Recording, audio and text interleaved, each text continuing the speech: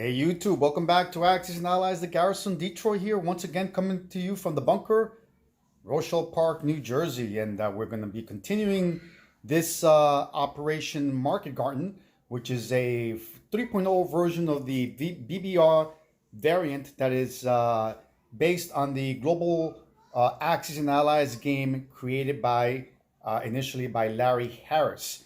So this is an international game. It is currently round two. We're at the tail end of round two. It is Anzac's turn. But before I go ahead with Anzac, I must mention that the British took a black eye in the Mediterranean. The British had the golden opportunity to sink the Italian fleet consisting of 2 naval transports and 1 cruiser. The British Royal Air Force did attack Sea Zone 96, but in the process of sinking that fleet to the bottom of the sea, the British sustained losses consisting of 2 tactical bombers and 1 fighter. This was a definite black eye for the British, who depended very heavily on the British Air Force for the defense of Cairo and for the British being able to project power not only in the Mediterranean, but throughout the Middle East. The loss of the majority of its Air Force definitely sets back the British there a bit. This is unfortunate. It's a rarity for that to happen. I mean, that should have been, in the worst case scenario, the loss of only 1 fighter, being that the attack consisted of 2 fighters, 2 tactical bombers. The 2 tactical bombers did target select. Unfortunately, the target selects missed, and the rest is history. What happened was that the Italian cruiser did return fire, inflicting damage to the Royal Air Force. The 2 defending naval transports back-to-back rolled ones, which is unheard of. In addition to that battle, I also made a series of errors in my haste to complete the UK turn. I made a bunch of silly errors that thankfully the Overwatch caught on to. I mean, it's minor errors that were like silly in nature. I attribute that to the fact that I was in such a rush to complete the UK turn. As a consequence, minor errors were made all over, which hopefully I won't repeat again. And I'm saying hopefully because sometimes I make these errors. And guys, keep in mind that while you're filming and creating these YouTube Wars episodes for you guys to enjoy, it's actually not that easy. It looks easy, but it's actually very difficult to be able to not only narrate a video, but also to record while simultaneously playing the game, thinking what your moves are going to be, and also rolling for combat. So it's not as easy as it seems. It's very easy to make errors, being that you're thinking about multiple things while you're multitasking, while simultaneously having to remember all these small details and rules. And so it's a situation where it's very easy to make these errors. Anyway, I'm not going to waste any more of your time. This should be a quick round. The Anzacs do have 14 IPCs to spend. They'll be purchasing 1 infantry, 1 artillery, and 1 naval transport. The Anzacs will be taking their naval transport in Sea Zone 62, picking up 1 infantry, and an additional infantry at 54 at a movement of 1, 2, and 3 will be landing in Dutch New Guinea. So the Anzacs will be annexing Dutch New Guinea. In addition, another battle declared is the battle for Siam. Actually, no, there is no battle here. What am I talking about? I thought that Siam was connected to Malaya. Not connected. The next state is Shan State, and that's a British colony. So there is no battle there. So that's it for the Anzacs as far as their battles are concerned. We're going to go straight into non-combat movements, and they're going to be as follow. The Anzac fighter in Malaya will move at a movement of 1, 2, 3, and 4, and will land in Calcutta. All right, I think that does it for my non-combat movements. I'll go ahead with my placements, and they are as follow. The naval transport will be placed in Sea Zone 62. The infantry and artillery divisions will be placed in New South Wales. Okay, the 2 Canadian air fighters will remain in Queensland along with 1 infantry and 1 artillery.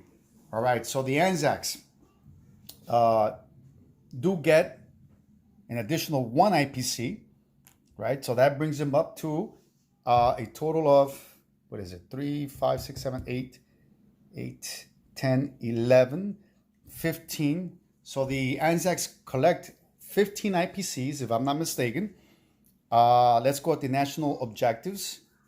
And they are as follow. If Allies control Malaya, which they obviously do, Anzac controls all of the original territories, which they do, that's an additional 5 IPCs.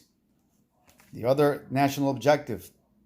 If Allies, not Dutch, control Dutch New Guinea, New Britain, and the Solomon Islands, that's an additional 5 IPCs. So in addition to the 15, the Anzacs will be collecting a total of 25 IPCs that the Anzacs will be taking over to round 3.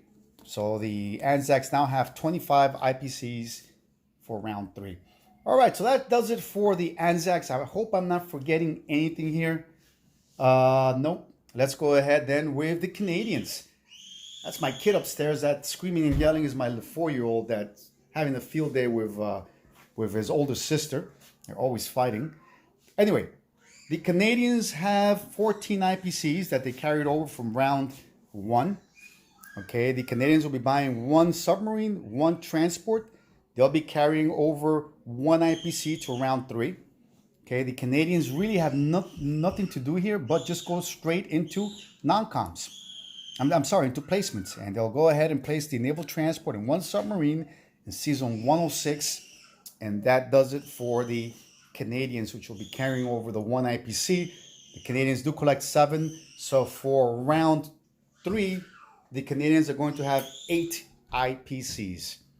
All right, so the French, obviously, Paris fell early round 1. We're just going to go straight into non-coms. The French Infantry Division in Transjordan, consisting of the French Foreign Legionnaire Division, will be moving into Egypt, into Cairo.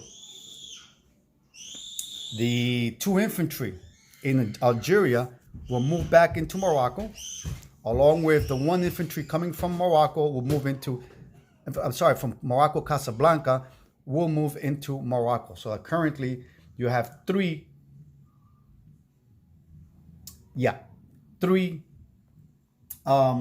infantry in Morocco. Guys, if you see that some of the countries have not, my board is not currently updated. You can see that I have not updated the Italian turn. I also have not updated the USA, and I apologize for that. I should have done that, but I've just been so busy, and I apologize to you guys for not updating my board, but I've just been busy with everything that's going around me right now, especially because I'm actually flying out tomorrow down to Atlanta, because I'll be participating alongside my teammate Ironsides in the BBR Atlanta, which starts this Saturday. So tomorrow I'm flying out and looking forward to that event. All right, so hence I'm on a crunch. I have very little time, and that's why I have not yet updated my board, because I'm trying to catch up with so many things prior to me flying out tomorrow. So the French consolidated the forces in Morocco. In addition to that, I have the French destroyer in season 58. This destroyer will fall back to 78. So currently, the French destroyer is in season 78. And yeah, what else? What am I seeing here? Am I forgetting anything? I hope not. Yeah.